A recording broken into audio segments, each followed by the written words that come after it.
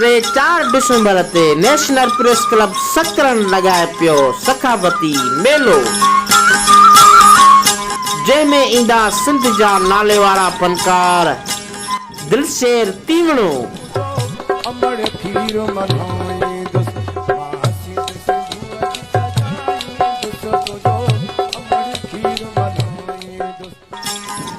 Master वली, एक दफ़ो भाकुर पाए मिलंदे तुमाऊ कंदासी जाने खुशबू ऐं बुशरा अली।